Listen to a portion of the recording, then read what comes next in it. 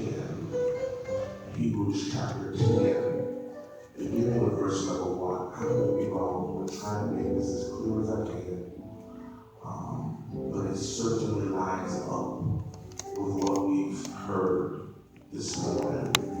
Hebrews chapter 10. Hebrews chapter 10. Reading from the NIV because I wanted you to get foundational understanding. Also, glad to see Brother Nicholas Wilcox here on today. Amen. And from the way he was playing, he could be here too. Amen. So we're certainly grateful to see him. We miss him when he's not here. And we're glad to see him on today. Hebrews chapter 10, beginning with verse number 1. The word of the Lord says this: the law is only a shadow of the good things that are coming, not the realities themselves. For this reason, it can never, by the same sacrifice, repeated endlessly year after year, make perfect those who draw near to worship. If I could, would they not have, if it could, would they not have stopped being offered? For the worshipers would have been cleansed once for all, and would no longer have felt guilty for their sins. But those sacrifices are an annual reminder of sins. Watch. Because it is impossible for the blood of bulls and goats to take away sins.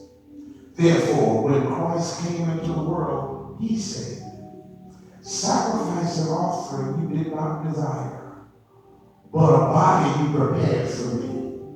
With burnt offerings and sin offerings you were not pleased. Jesus says, then I said, here I am. It is written about me in the scroll, I have come to do your will. For he said, sacrifices and offerings, burnt offerings and sin offerings you did not desire, nor were you pleased with, although the law required them to be made. Then he said, here I am. I have come to do your will. And he sets aside the first to establish the second. And by that will, we have been made holy through the sacrifice of the body of Jesus Christ once for all. The word of God for the people of God. I want to talk for just a few moments from the thought, the ultimate sacrifice. The ultimate sacrifice. And actually, the key word in the subject today, many would think would be sacrifice. But the key word is ultimate. Simply because it points to the fact that there was something else that tried to line up with it, but was unsuccessful. That word ultimate means that this is something that is once and for all. This is something that cannot be measured up to or cannot be surpassed. That word ultimate means that it is top tier and nothing else can compare. And in this particular text today, the writer to the Hebrews makes clear this once and for all sacrifice. What I want you to understand is Jesus' coming and sacrificing, the picture of his coming and sacrificing had been painted long before he got here. God had a desire to have us. He wanted us to know him, and he wanted us to be close to him. But because of our nature, our sin nature, we were incapable of posing this way. So by one man, sin entered into the world, and death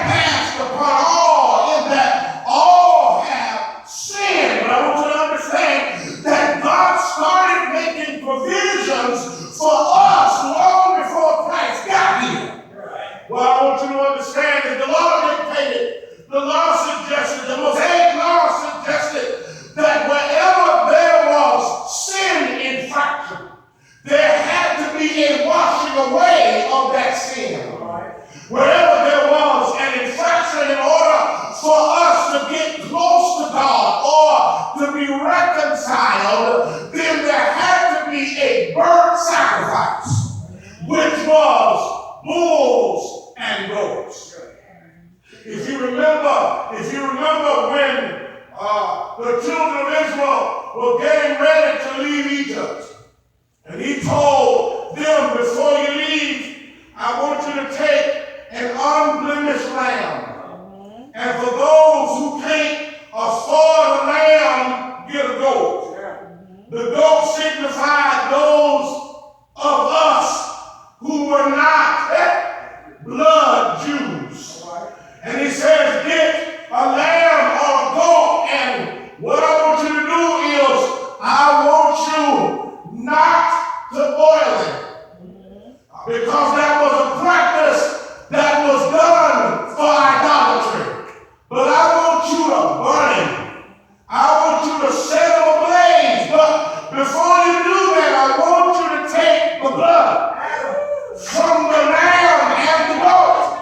And I want you to hang the blood on the doorpost. And at midnight, transition time, when the death angel comes, if you got the blood of the lamb on the doorpost, death will pass over. What that was a vivid picture of Jesus hanging on the cross. That when we have his blood on the doorpost.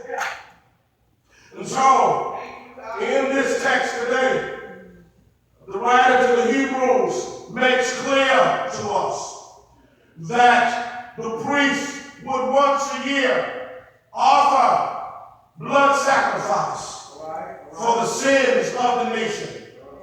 But understand there was a problem with the blood sacrifice, because that particular sacrifice was incapable of wiping away the guilt and the shame of sin. So every year they had to go back and offer sacrifice all over again, because the people